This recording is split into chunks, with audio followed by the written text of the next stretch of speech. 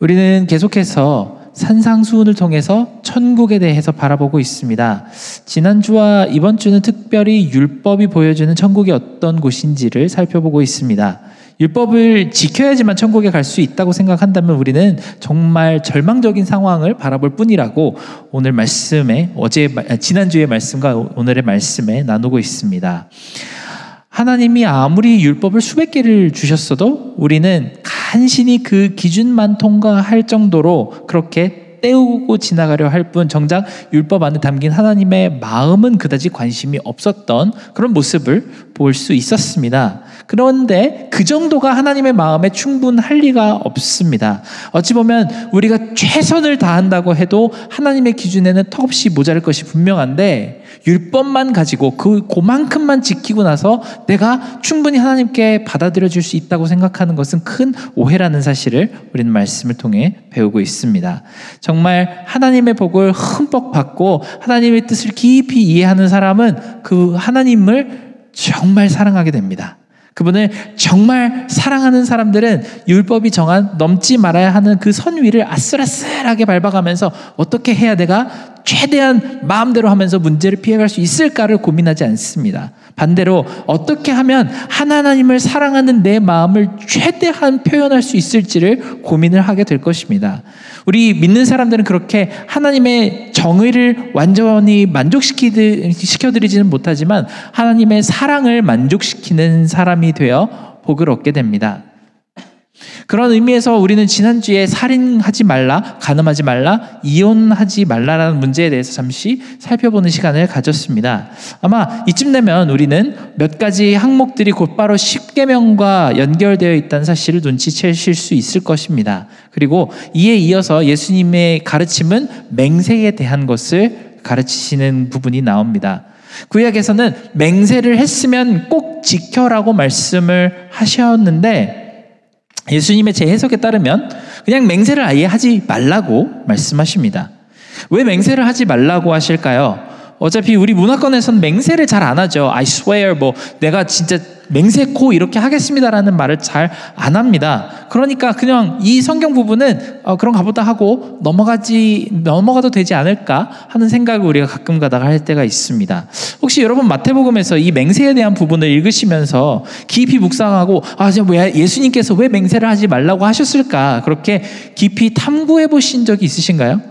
솔직히 저도 이 산상수훈을 보면서 저희 이 예배를 준비하려고 처음 진지하게 맹세를 하지 말아야 되는 이유에 대해서 살펴본 것 같습니다. 예수님 시대에는 많은 사람들이 일상생활 안에서 자주 맹세를 했다고 합니다. 아무래도 그때 당시는 종교적인 힘이 강하던 시대라서 신의 이름으로 이야기를 하면 더 확실하고 신뢰도가 있게 말이 들리죠. 그런데 주로 맹세는 언제 하나요? 상대방이 나를 완전하게 신뢰하지 못할 때 맹세를 하고는 합니다. $100만 빌려주세요. 내가 진짜 꼭 갚을게요. 자, 하나님께 맹세코 제가 꼭 갚겠습니다라고 할 때 이렇게 맹세를 합니다. 그 말을 들을 때 만약에 하나님이 그 자리 옆에 딱 계셨다고 한다면 얼마나 그 말이 황당하실까? 왜 내 이름, 네가 뭔데? 왜 내 이름으로 맹세를 하고 그러니? 라는 생각이 드실 것 같습니다. 그냥 맹세를 지키던 말던 상관없이 그냥 맹세를 하지 말라고 가르치십니다. 그렇게 맹세를 하고 지키는 것과 안 지키는 것이 하나님의 영광에 전혀 보탬이 되지 않기 때문에 그렇습니다.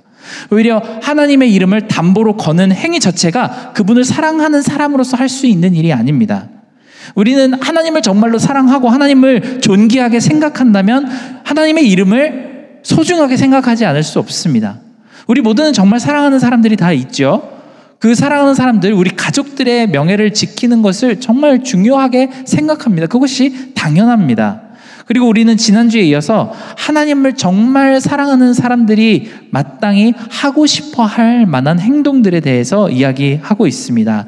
그리고 그에 이어서 맹세에 대해서 우리는 받아들이고 있는 중입니다. 이 맹세는 10계명 중에서 특히 거짓 증언을 하지 말라는 계명과 하나님의 이름을 망령되이 쓰지 말라고 하는 계명과 직접적으로 연결이 되어 있습니다. 바로 정직과 하나님의 명예에 대한 존중의 내용을 담고 있습니다. 여기서 우리는 조금 더 깊이 생각해 볼 필요가 있습니다. 우리는 습관적으로 맹세를 하거나 약속을 하는데 익숙하지 않죠. 하지만 주님의 이름으로 하는 모든 것에 대해 우리는 굉장히 예민하고 민감할 필요가 있다는 것을 생각해 볼 수 있습니다. 만일 하나님의 이름으로 우리가 맹세를 했다가 지키지 않으면 세상 사람들에게는 하나님의 이름이 굉장히 신뢰감 없다라고 생각을 할 것입니다. 그런데 하나님의 이름의 신뢰도를 떨어뜨리는 것이 맹세를 어기는 것뿐이 아닐 것입니다. 우리가 크리스천으로 살아가는 모든 순간순간 우리가 헌신하기로 약속한 것을 어기는 것을 보고 세상 사람들은 분명히 하나님의 이름에 대해 비판을 할 것이 분명합니다. 대중문화를 보면요, 저는 목사로서 참 억울한 것이 있습니다.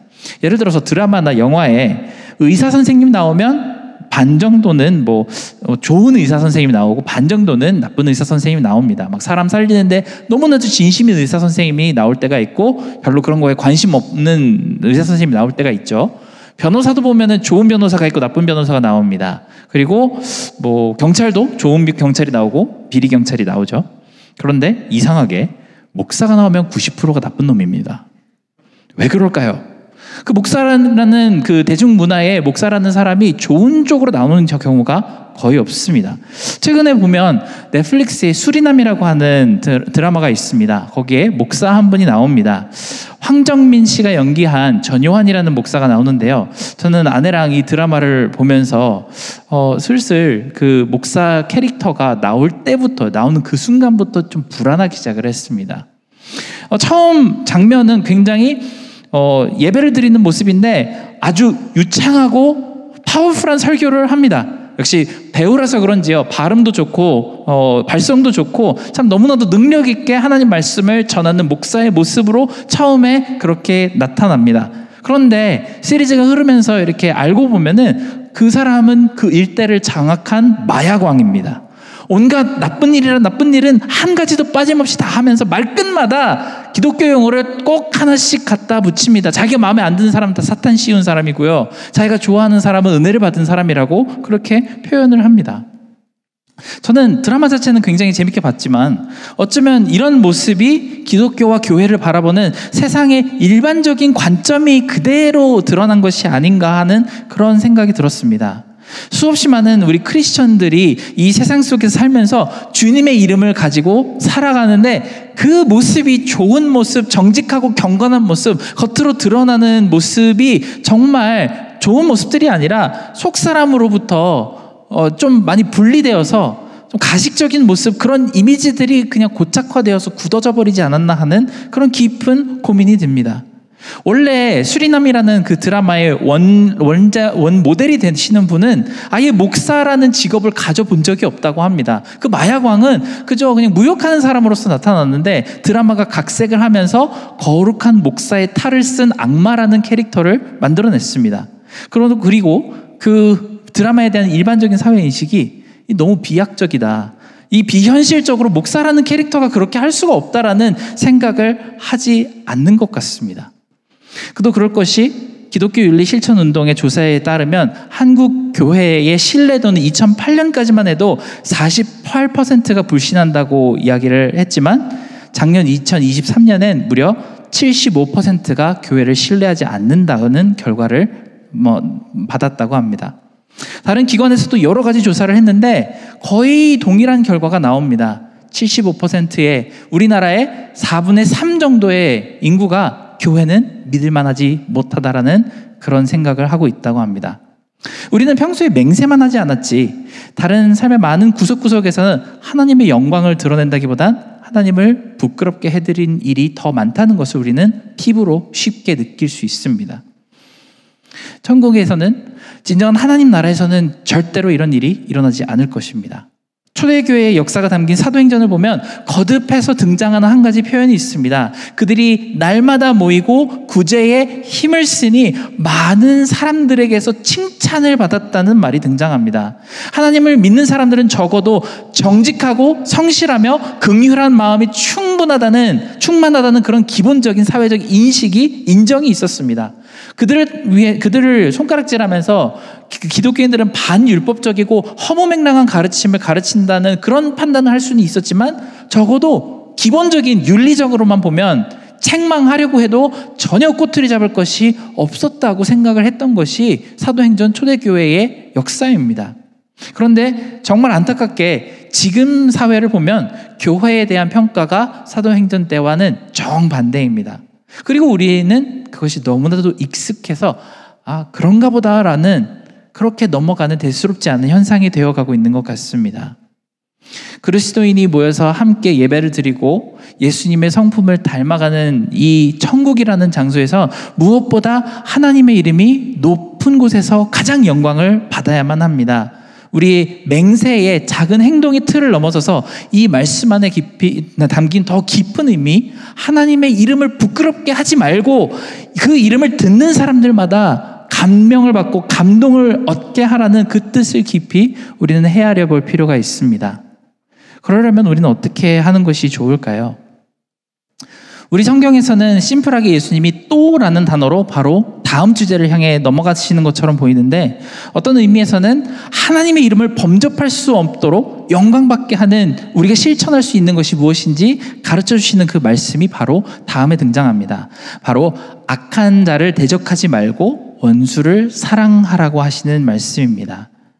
오늘 말씀의 39절부터는 이렇게 예수님께서 말씀을 하십니다.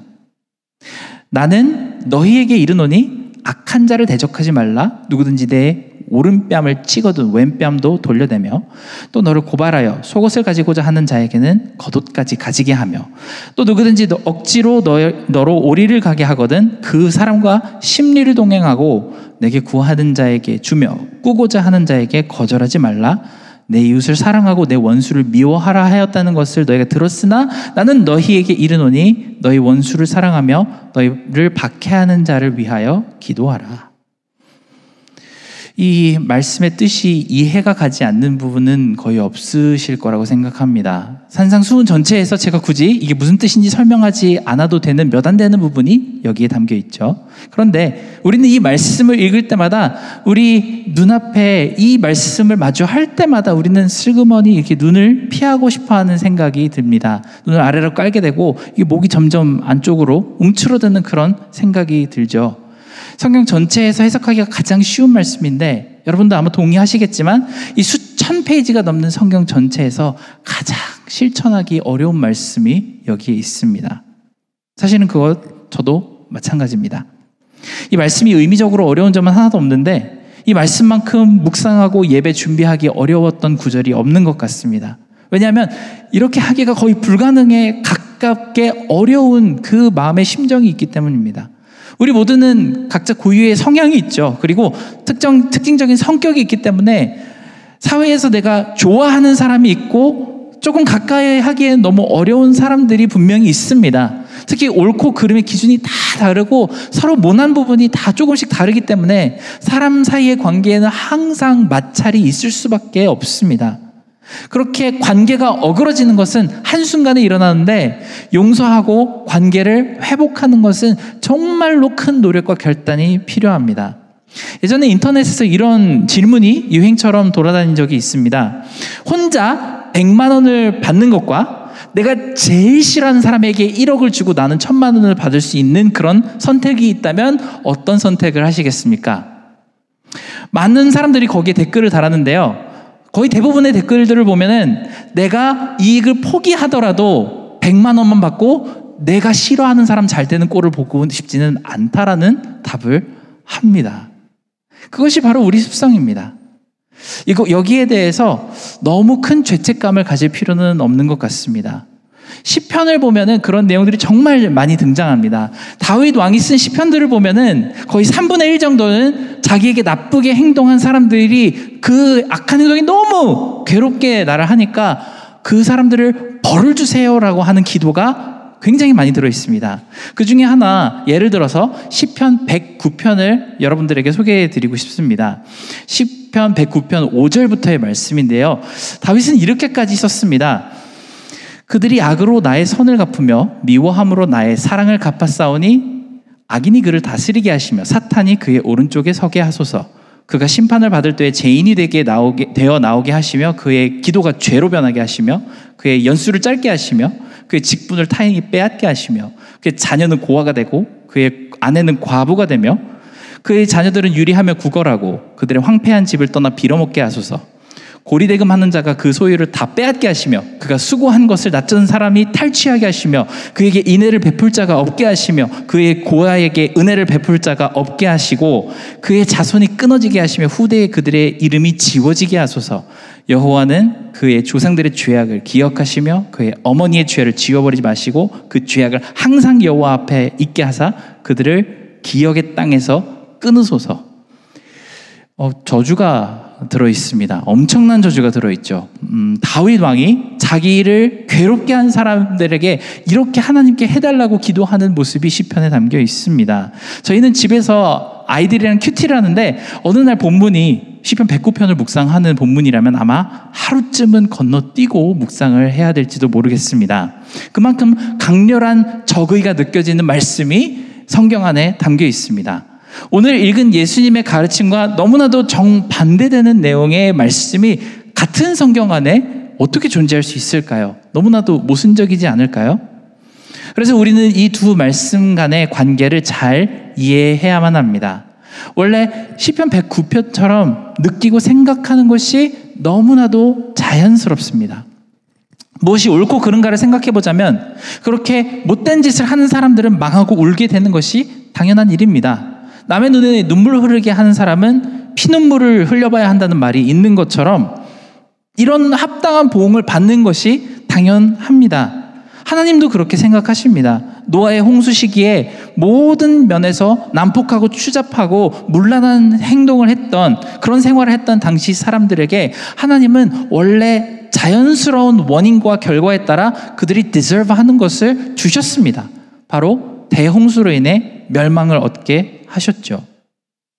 우리에게도 은혜를 원수로 갚는 사람들, 좋게 참아줬더니 그 기회를 틈타서 욕심을 챙기려고 하는 사람들, 그리고 우리를 괴롭게 하는 사람들이 참 많습니다. 그리고 그런 사람들을 보며 우리에게 자연스럽게 합당하게 드는 감정이 이러한 적대심이자 심판을 바라는 마음입니다. 원수를 사랑하지 못하는 나 자신을 보면서 왜 나는 이것밖에 안 되지? 라고 그렇게 걱정하고 한탄할 필요까지는 없습니다. 성경의 맨 처음으로 되돌아가 보면 아담의 첫째 아들인 카인이 동생 아벨을 죽였을 때 땅에 뿌려진 의인의 아벨의 피가 하나님께 원수를 갚아달라고 울부짖었다라는 표현이 등장합니다. 그래서 하나님은 그 벌로 카인을 농사도 짓지 못하고 일평생 쫓겨다니기만 하는 죄인의 표식을 주셨다고 합니다. 왜 그때 하나님은 그 아벨의 영혼을 붙들고 살살 달래서 카인을 용서해라, 네가 그러면 안 된다라고 설득하지 않으셨을까요? 왜 아벨의 말을 듣고 그 심각하고 무거운 벌을 카인에게 주셨을까요? 왜냐하면 이것이 죄와 벌에 대한 당연한 원인과 결과이기 때문입니다. 그런데 곰곰이 이 시편의 말씀을 살펴보면 우리 입장에 찔리는 것이 하나가 있어야 합니다. 바로 2절에서 5절까지의 말씀인데요. 그 말씀이 이렇게 나옵니다. 그들이 악한 입과 거짓된 입을 열어 나를 치며 속이는 혀로 내게 말하며 또 미워하는 말로 나를 두르고 까닭없이 나를 공격하였음이니이다. 나는 사랑하나 그들은 도리어 나를 대적하니 나는 기도할 뿐이라. 그들이 악으로 나의 선을 갚으며 미워함으로 나의 사랑을 갚았사오니. 이거 예수님이 보실 때 우리의 모습이 아닐까요? 예수님의 시점으로 우리 각 사람들을 바라보시며 하나님께 이렇게 이야기하고 싶지 않으실까요? 그래서 우리는 이 말씀을 볼 때마다 두려운 마음이 듭니다.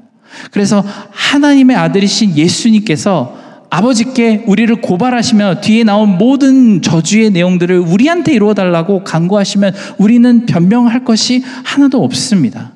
하지만 다행히 예수님은 원수를 사랑하는 방법으로 가장 먼저 우리를 대해주기로 마음먹으셨습니다. 오늘 산상수훈을 듣는 사람들은 아마 굉장한 의아스러운 마음이 들었을 것입니다. 이 말씀을 어떻게 따를 수 있을까요? 왜 그렇게까지 해야 하는 걸까요? 그냥 편하게 좋아하는 사람은 좋아하고 싫은 사람은 그냥 마음껏 싫어하면서 그렇게 살면 안 될까요? 그리고 아주 중요한 질문 한 가지가 들었을 것입니다. 당신은 그게 가능하신가요? 예수 그리스도, 나사렛의 예수 그리스도, 당신이 지금 말하는 것처럼 그렇게 행동하는 게 가능하신가요? 어떤 의미에서 보면은 기적을 통해서 나의 병을 고쳐주는 것보다 더 힘든 것이 원수를 사랑하고 내 왼뺨을 친 사람한테 오른뺨을 돌려대는 것일 텐데, 왜 당신은 어떻게 그런 말을 하실 수가 있으신가요? 라는 그런 질문을 분명히 마음속에 품었을 것입니다. 그런데 왼뺨을 때릴 때 오른뺨을 가져다 대고 겉옷을 달랄 때 속옷까지 준다는 그 말씀을 생각해 보면 우리는 십자가를 생각할 수밖에 없습니다. 그 십자가에서는 정말로 예수님께서 방금 말씀하셨던 그 행위를 하셨기 때문에 그렇습니다. 이런 놀라운 사랑을 통해 이루신 진짜 기적은 우리 모두를 천국 시민으로 만들어줄 수 있는 그런 기적입니다.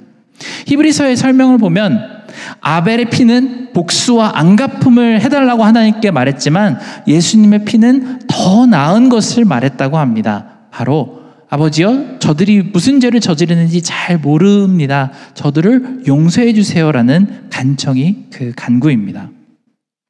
그리고 예수님은 이 일이 완전히 불가능한 것은 아니기 때문에 이렇게 말씀을 하셨습니다. 원수를 사랑하는 일은 바로 교회와 성령님을 통해 가능하게 되고 그 일이 실제로 일어납니다. 사도행전에 보면 유대인이나 로마인이나 상관없이 함께 예배를 드리고 식사를 나누고 교제를 했다고 합니다. 원래 그들은 원수 사이였습니다. 로마인은 지배자였고 유대인은 정복당한 피지배인이었습니다. 교회 안에서는 그들을 서로 형제라고 부르며 심지어는 자기 재산을 전부 팔아 나눠 쓸 만큼 진심으로 서로 아껴주었습니다만 사회 속에서는 실제로는 그런 분위기가 아니었습니다. 유대인들은 로마인들을 격렬하게 미워했기 때문에 세금을 내는 것도 거부했고 틈만 나면 독립운동을 했습니다. 그리고 이 고집센 사람들을 질러버린 로마인들은 결국 70년에 예루살렘을 다시 잿더미로 만들어버리고 유대인의 많은 종파들을 다 멸절시킬 정도로 압도적인 폭력을 행사합니다. 근데 그럼에도 불구하고 유대인과 로마인들은 교회라는 틀 안에서 그런 서로를 위해 아껴주고 한 형제로 부르기를 주저하지 않았습니다. 이것은 도무지 우리가 이해가 가지 않는 사랑인데 그것이 초대교회 안에는 있었습니다. 우리 시대로 치면 우크라이나인과 러시아인이 전쟁의 중간 지점쯤에서 만나서 몰래 서로를 껴안아주고 기도하며 자기 재산을 다 팔아서 나누어주는 그런 일이 발생했던 것입니다. 지금 우리로서는 그게 상상이 가능한가요? 우크라이나인과 러시아인은 정말 전 세계의 사람들이 봤을 때 서로가 서로를 용서할 수 없는 정말 최악의 원수인데요. 반면에 이스라엘인과 가자 지구는 어떻습니까? 그 두 지구에 사는 주민들이 서로 만나서 전쟁에서 난 상처를 싸매주고 필요한 물품을 나눠주며 하나님의 이름으로 서로를 축복하고 예배를 같이 드리는 일이 발생한 것입니다. 지금 우리 입장에서는 상상도 할 수 없는 일이 초대교회에서는 예수 그리스도의 모범을 따라 그런 일들이 실제로 일어났습니다. 다시 한번 말하자면 누가 이런 일을 시키지도 않았고 이렇게 해야지만 천국에 갈 수 있다고 설득을 하지 않았습니다. 그저 성령님이 마음을 주시는 대로 했을 뿐이고 그들은 자발적으로 열정적으로 그렇게 실천을 했습니다. 그렇게 하는 것이 초대교회 성도님들의 마음을 만족하고 기쁘게 했기 때문입니다. 세상 속에서는 서로 죽고 죽이며 빼앗고 뺏기는 관계였지만 교회에 와서는 새로운 천국이라는 시민권을 가지고 이전까지 가졌던 모든 악감정을 다 성공적으로 내려놓았습니다. 그렇게 하려고 노력을 해서 그렇게 된 것이 아니고 자연스럽게 그렇게 되었다고 합니다. 우리 또한 이것을 해야만 하는 책임으로 생각한다면 절대로 잘 안 될 것이 분명합니다. 교회 안에서도 사실 눈에 참 거슬리는 사람들이 있기 때문에 그걸 노력을 해서 어떻게 한번 잘 해보려고 해도 잘 안 될 때가 더 많습니다. 하지만 우리가 한 가지 경험적으로 아는 것이 있죠. 만약에 내가 예배를 통해서 많은 감동을 받고 있지 않고 하나님과의 관계가 가깝게 서 있지 않을 때는 평소에 좋아하는 사람들도 별로 꼴이 보기가 싫습니다. 내 마음이 별로 좋지 않을 때는 내가 제일 사랑하는 가족들도 그렇게 거슬릴 수가 없죠. 반대로 예배가 감동이 넘치고 하나님 생각만 해도 눈물이 나올 만큼 은혜가 있을 때는 모든 세상 사람들이 다 사랑스러워 보입니다. 우리는 원수를 사랑하려는 노력을 해서 그렇게 절대로 할 수가 없습니다. 하지만 우리가 하나님을 더 가깝게 다가가고 사랑하면 사랑할수록 우리 마음속에서 자연스럽게 그런 마음들이 생겨난다는 사실을 경험적으로 알 수 있습니다. 만일 교회 안에서 우리에게 형제를, 자매를 사랑하는 마음이 없고 늘 싸움이 있다면 그건 무슨 뜻일까요? 그 교회 안에 유난히 나쁜 사람이 많다는 뜻이 아닙니다. 나를 괴롭게 하는 저 사람이 몹쓸 사람이라는 뜻이 아닙니다. 그 공동체 안에, 그리고 그 공동체에 속한 사람들 한 사람 한 사람 안에 하나님의 은혜와 영광과 임재가 많이 메말랐다는 뜻입니다. 우리는 자주 나빠진 관계, 정말 무너진 관계를 위해 기도해달라는 기도 제목을 나누고 있습니다만, 사람들 간의 관계를 회복하는 데 가장 좋은 즉효약이 바로 하나님과의 올바른 관계입니다. 우리는 사실 우리를 싫어하는 사람, 우리를 괴롭게 하는 사람과 잘 지내기가 너무나도 어렵습니다. 하지만 그 인간적으로 실천하기 불가능한 그 마음을 주시는 것이 바로 하나님이라는 사실을 우리가 깨닫고 하나님과의 관계를 바로 하기 시작할 때 우리는 자연히 우리 주변에 있는 사람들을 용서하고 진정한 사랑으로 대해줄 수 있을 것입니다.